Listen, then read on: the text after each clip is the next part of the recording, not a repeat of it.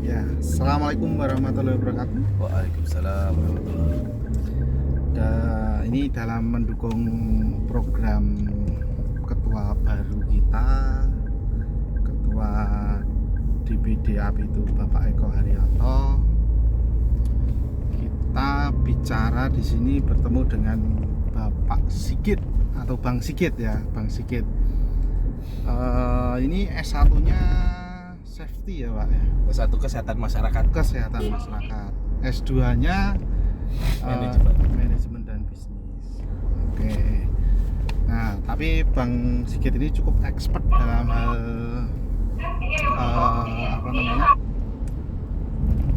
K3 atau safety. Nah, mungkin kami sebagai pebisnis ini dalam sisi manajemen itu perlu sekali mengetahui ataupun memanage resiko-resiko yang perlu ini, karena perusahaan itu berjalan beriringan dengan resikonya, jadi hati-hati itu perlu. Nah, salah satunya safety.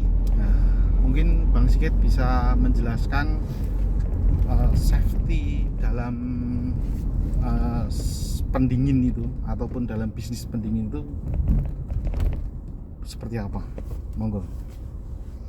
Jadi kalau keselamatan dan kesehatan kerja atau dalam istilah bahasa Inggris ada beberapa itu, kalau di Indonesia itu K3, kalau di istilah asing itu ada HSE, Health and Safety Environment ya.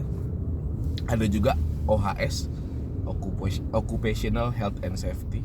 Itu sebetulnya kalau dari sudut pandang manajemen ya, pemilik usaha, owner sebuah bisnis, keselamatan dan kesehatan kerja itu salah satu upaya pemilik bisnis untuk mencegah terjadinya loss atau kerugian di perusahaan. Kerugian itu ada banyak bentuknya, bisa material atau imaterial. Kalau material utamanya aset berupa barang atau uang atau aset yang bisa diuangkan. Sedangkan imaterial yang lebih berharga dari aset atau uang itu sebetulnya adalah kesehatan atau nyawa manusia, keselamatan dari manusia atau dalam hal ini pekerja itu sendiri. Nah, dari sisi manajemen, pemilik usaha atau owner sebuah bisnis, karena tujuan dari sebuah usaha adalah mencari keuntungan, maka sistem keselamatan dan kesehatan kerja ini mau tidak mau, suka tidak suka, itu harus diterapkan karena hubungannya dengan keuntungan. Kita ingin usaha kita mendapatkan untung sebesar-besarnya. Jika nantinya ada kecelakaan atau sakit akibat kerja di perusahaan, maka itu nanti akan membuat perusahaan menjadi rugi. Itu dari sisi manajemen. Intinya juga hubungannya dengan cuan ujung-ujungnya, karena usaha hubungannya dengan inginnya beruntung, profit.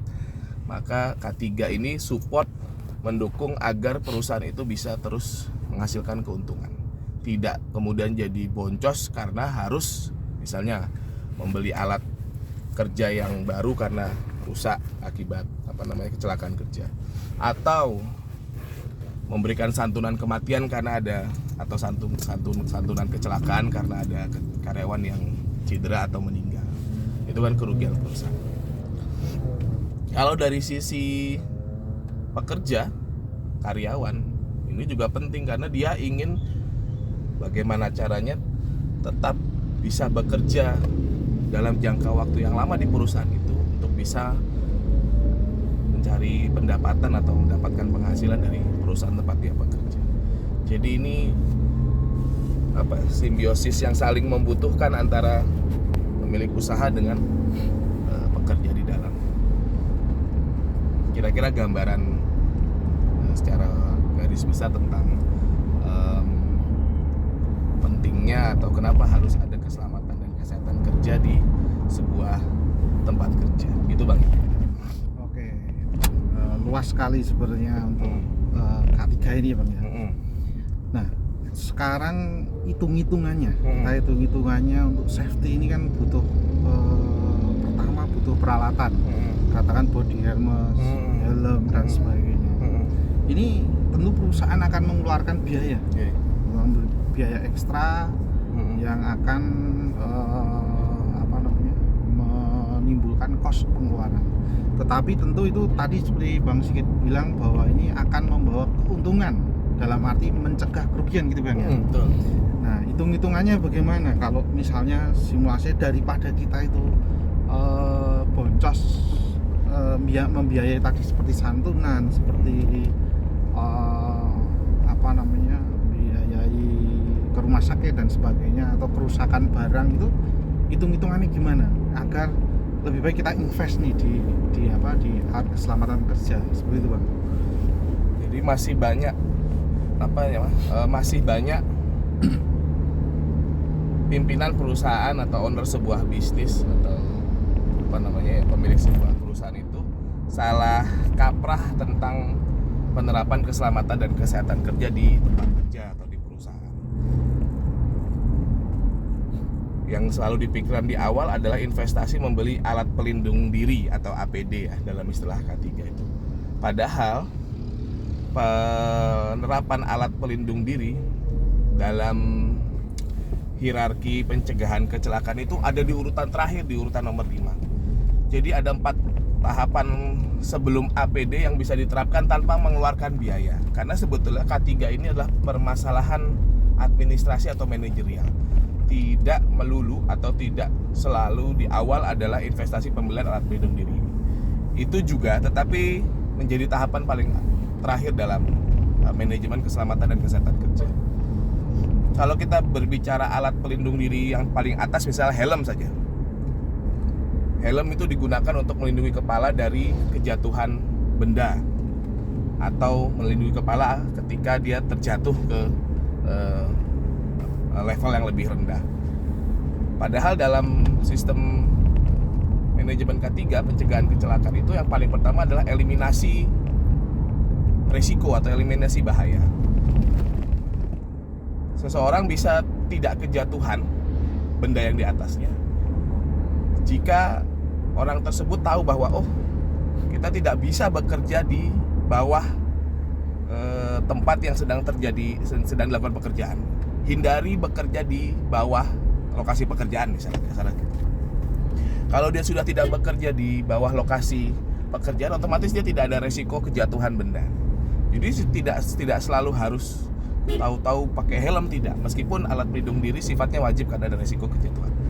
Jadi yang utama sebetulnya dalam pencegahan kecelakaan atau sakit akibat kerja di sistem manajemen K3 itu adalah kesadaran top leader atau kesadaran pucuk pimpinan mengenai penerapan keselamatan kesehatan kerja ini.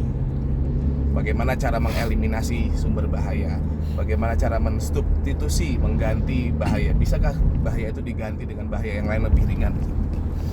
Atau administrasi dibuatkan peraturan, bisakah dibuat peraturan kerja supaya karyawan tidak bekerja di bawah lokasi pekerjaan? Baru yang terakhir kita mensupport alat pelindung diri bagi pekerja itu. Dan kalau kita kita kalkulasi secara matematis, secara ekonomis, pemenuhan alat pelindung diri itu jauh lebih murah dibandingkan kerugian yang muncul jika nantinya terjadi kecelakaan atau sakit akibat kerja. Seperti itu. Kita beli helm taruhlah 50.000. Kemudian rompi taruhlah juga 50.000. Kemudian turun ke bawah sudah sepatu 200.000, 300.000 misalnya. Body harness setelah taruhlah 200.000, sudah 400.000. Kemudian tapi yang muncul akibat kecelakaan jika terjadi kepala karyawan kejatuhan palu atau benda tajam, benda keras dari atas, itu lebih dari 400.000 kerugian yang muncul. Pertama, ada biaya pengobatan meskipun di cover oleh asuransi misalnya ya, tetapi nanti tetap akan ada santunan yang diberikan oleh perusahaan. Yang kedua yang paling mahal sebetulnya adalah kita kehilangan karyawan tersebut, kita kehilangan efektivitas karyawan tersebut dalam bekerja. Bisa jadi untuk beberapa bulan dia tidak bisa bekerja akibat kepalanya bocor, atau bisa jadi fungsi kepalanya berkurang atau hilang sehingga dia cacat total. Kalau yang pertama hanya cedera ringan, kita kehilangan 3 bulan, kemudian bulan keempat bekerja. Tapi kalau cacat total, kita kehilangan karyawan itu selama-lamanya. Padahal karyawan itu aset berharga yang tidak bisa dinilai dengan uang, karena karyawan tersebut perusahaan kita bisa menghasilkan uang. Artinya mindset pemilik perusahaan dalam berhitung investasi atau rupiah yang dikeluarkan untuk alat pelindung diri itu jauh lebih murah dibandingkan kerugian yang muncul yang saya sebutkan tadi. Itu Bang Ipin. Siap, bagus sekali ini. Jadi intinya hitung-hitungannya tetap lebih menguntungkan kalau kita mau invest di depan ya Bang. Betul. Baik, terus kemudian mungkin setelah perusahaan ini mau invest tadi, katakan satu APD yang cukup lengkap, hitung-hitungannya 400.000 sampai 500.000 lah, ya, sudah dapat yang bagus sepertinya. Ya. Nah kemudian ada lagi permasalahan di sebuah perusahaan itu kesadaran untuk menggunakannya. Kadang karyawan itu atau teknisi-teknisi ini merasa ribet lah menggunakannya. Nah ini membangkitkan kesadaran bahwa safety itu penting demi keselamatan keuangan perusahaan, bagi keselamatan pribadi mereka, dan juga menjaga nama baik perusahaan agar tidak mencoreng lah seperti itu. Begitu Bang, mungkin bisa ditanggapi. Betul, permasalahan penerapan perilaku K3 di tempat kerja itu memang bukan perkara instan yang bisa diterapkan dalam waktu singkat. Namun yang paling pertama dan utama yang dilakukan adalah komitmen pimpinan perusahaan, komitmen pucuk pimpinan, komitmen top leader untuk menerapkan keselamatan dan kesehatan kerja. Kalau pucuk pimpinannya tidak berkomitmen untuk melaksanakan K3, maka niscaya tidak akan pernah bisa diterapkan K3 itu di tempat kerja. Karyawan juga tidak mungkin mempunyai kesadaran, karena kalau sudah komit, sama dengan kalau kita muslim berpuasa ya, kalau saya sudah niat untuk berpuasa, maka saya akan bangun sahur. Andai pun tidak sahur pun, saya akan kuatkan sampai maghrib. Jikapun nanti siang hari saya haus sekali atau lapar sekali, saya akan tetap tahan haus dan lapar saya demi sampai ke maghrib, demi tujuan puasa saya tercapai. Sama dengan K3, jika pimpinan atau top leader sudah berkomitmen bahwa saya akan menerapkan kebijakan keselamatan kesehatan kerja di perusahaan saya, maka apapun cara akan saya lakukan. Permasalahan menimbulkan kesadaran di dalam diri karyawan untuk menerapkan K3 itu memang butuh waktu dan proses. Semua proses yang membutuhkan waktu tersebut dimulai dari kebijakan administrasi dari pimpinan. Misalnya kasarnya seperti ini, di awal masuk pekerjaan atau di awal penerapan kebijakan K3 di perusahaan, langsung saja secara administrasi kita bikin kontrak bahwa bekerja di sebuah perusahaan A, saya siap menerapkan kebijakan K3 dimanapun tempat saya bekerja. Jika tidak menerapkan, maka saya siap menerima sanksi dan sebagainya. Jadi dimulai dari kebijakan administrasi dulu. Dengan seperti itu, maka perusahaan atau karyawan tahu bahwa pimpinan saya berkomitmen menerapkan ini. Dengan begitu banyak turunannya, perusahaan juga tahu, pimpinan juga tahu, karyawan saya sudah secara administrasi sudah siap menerapkan kebijakan keselamatan kesehatan kerja ini. Maka jika tidak, saya bisa menegur. Jadi dimulai dari kebijakan administrasi dulu yang sifatnya mengikat, mengatur, memaksa bahkan, yang dari sisi administrasi atau perusahaan. Nah, dari sisi non administratif itu kita bisa terapkan training K3, kemudian bentuknya bisa banyak, bisa pelatihan, bisa kunjungan studi banding, bisa hanya dengan secara rutin di pagi hari kita briefing, kemudian disampaikan tentang info-info keselamatan kerja, diingatkan dan sebagainya. Jadi menanamkan kesadaran K3 dalam pikiran atau jiwa pekerja itu pekerjaan panjang, tapi bisa terrealisasi asal kebijakan administrasinya kuat. Karena ada satu perusahaan asing swasta di Jogja yang menerapkan kebijakan safety-nya itu safety in my soul. Jadi safety di dalam hati, di dalam jiwa saya sampai dia begitu. Karena memang safety itu, keselamatan dan kesehatan kerja itu, kesadaran safety itu kalau tidak muncul dari dalam hati, dalam diri sendiri, itu akan sulit tercapai, sulit terrealisasi. Wah, ada pimpinan, saya pakai helm, saya pakai safety shoes, tapi nggak ada pimpinan, lepas helmnya. Jadi itu budaya-budaya yang belum tertanam atau belum terintegrasi dalam hati pekerja.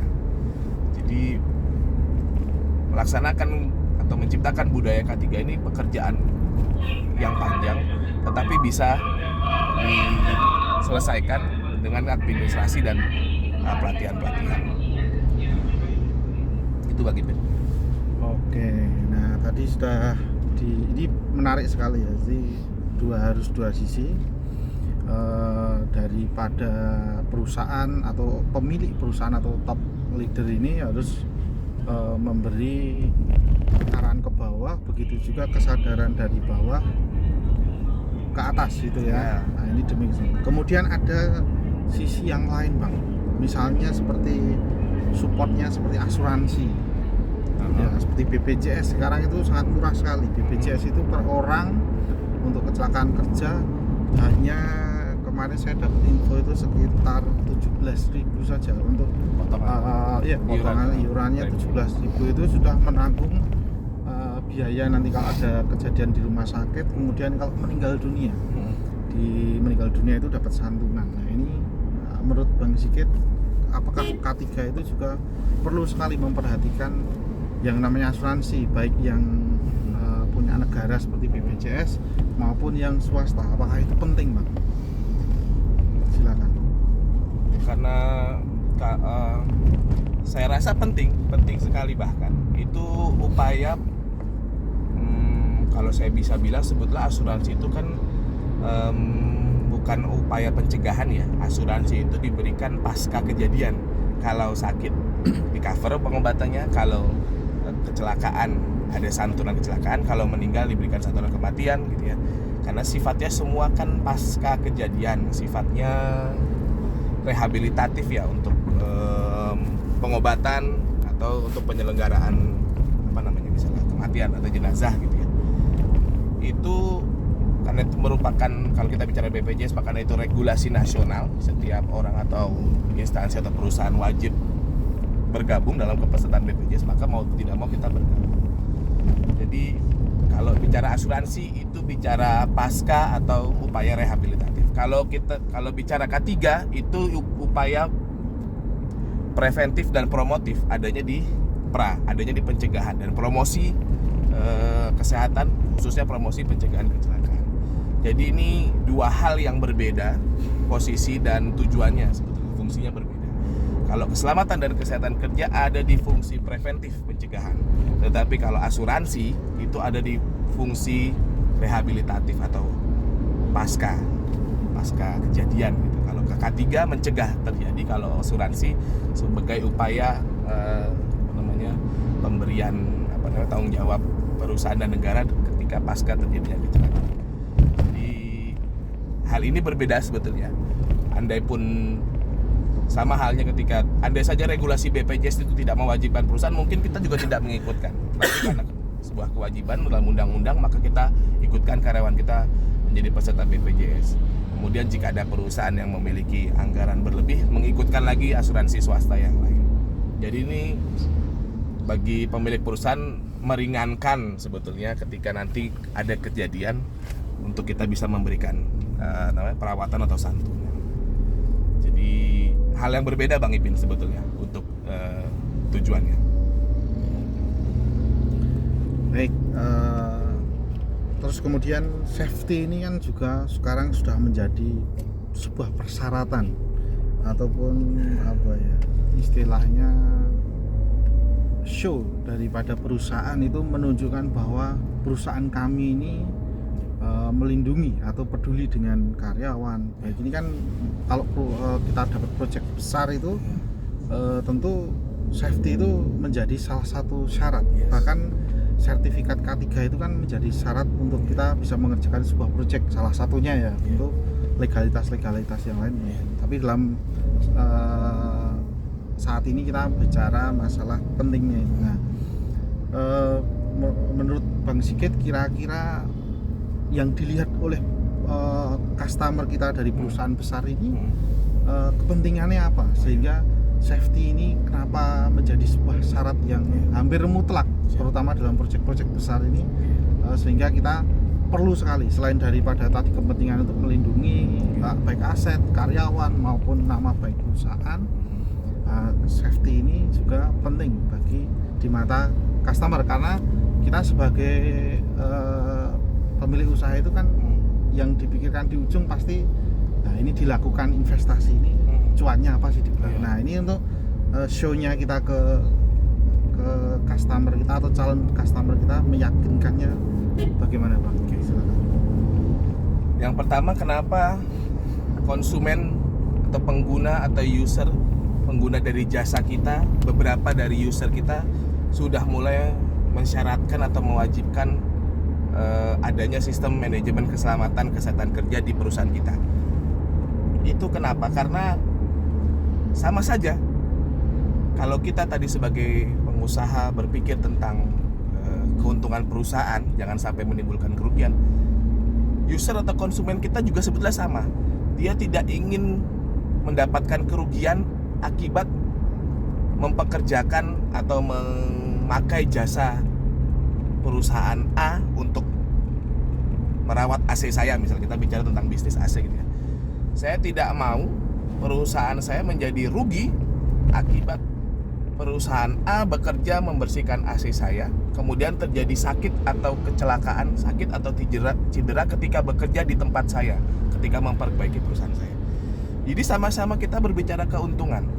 Perusahaan atau user pengguna jasa kita itu juga sedang berpikir gimana caranya mencari vendor atau perusahaan jasa perawatan AC yang memiliki sistem manajemen keselamatan dan kesehatan kerja, supaya ketika menangani AC-nya AC saya, itu tidak terjadi kerugian.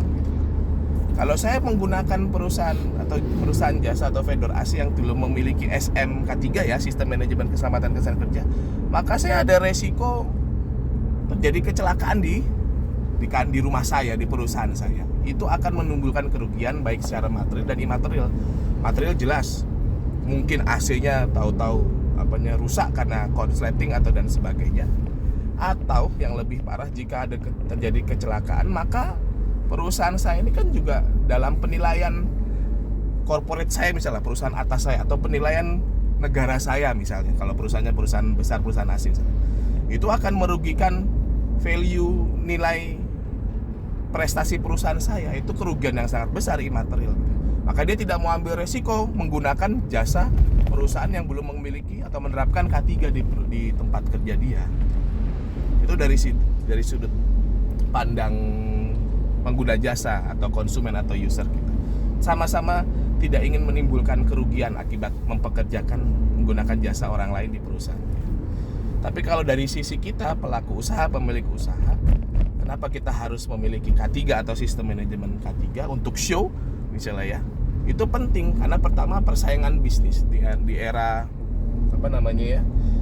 teknologi semakin berkembang, kemudian perusahaan internasional, perusahaan asing banyak hadir di Indonesia, maka diferensiasi memiliki sistem manajemen keselamatan dan kesehatan kerja ini menjadi salah satu hal yang bisa kita jual ke konsumen kita. Tentunya berdasarkan pertama kelangkaan gitu ya. Sama kayak dulu mungkin di tahun 80-an di mana jasa perawatan AC atau teknik pendingin itu menjadi hal yang langka, maka ketika ada satu perusahaan yang bisa paham teknik pendingin, maka dia akan dipakai oleh siapapun dimanapun. Sama saja ketika sekarang mungkin jasa perawatan AC masih sedikit sekali atau belum ada yang memiliki SMK3, maka ketika ada satu saja yang memiliki itu menjadi nilai plus yang akan dicari-cari oleh para konsumen yang concern terhadap hal ini. Jadi intinya masih sama Bang. Jadi tetap kita berbicara tentang profit. Ketika kita menerapkan sistem manajemen kesehatan kerja, maka peluang mendapatkan pekerjaan yang lebih besar dan lebih banyak itu lebih terbuka. Sama keuntungan kalau bicara bisnisnya. Oke. Jadi mungkin masih K3 ini luas sekali, ada SMK3 itu apa dan sebagainya gitu. Ya. Tapi nanti kalau kita bicara itu terlalu luas dan kita mungkin butuh data nanti. Mungkin ngobrol di next kesempatan. Siap.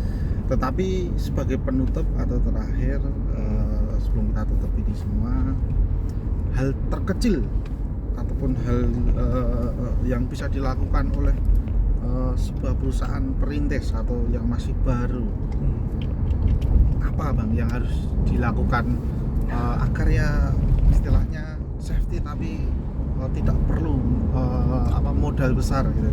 Itu etos kerja seperti apa atau harus bagaimana? Nah, ini sebagai penutup, dan mungkin nanti teman-teman di API itu bisa diajak agar punya semangat untuk memperhatikan selain daripada teknikal itu, safety itu juga sangat penting. Jadi hal paling sederhana dalam penerapan budaya keselamatan dan kesehatan kerja untuk saat ini adalah sebetulnya hargai atau sayangi manusia ya. Hargai, sayangi diri kita, baik sebagai pemilik perusahaan. Hargai juga, sayangi manusia yang lain, baik yaitu sebagai karyawan atau pekerja kita. Karena dengan kita menyayangi seseorang, menyayangi diri kita atau menyayangi orang lain, maka kita akan melakukan apapun agar orang yang kita sayangi itu tidak sakit dan tidak celaka ketika bekerja, khususnya di tempat kita atau berada dimanapun secara umum. Jadi harus muncul dari rasa sayang kepada diri kita dan karyawan kita. Mari kita upayakan bahwa karyawan kita itu bisa bekerja dengan baik, kemudian bisa pulang ke rumah bertemu dengan anak istrinya juga dengan selamat. Jangan sampai kecelakaan atau bahkan meninggal, sehingga itu akan menghilangkan sumber pendapatan keluarganya, anak istrinya.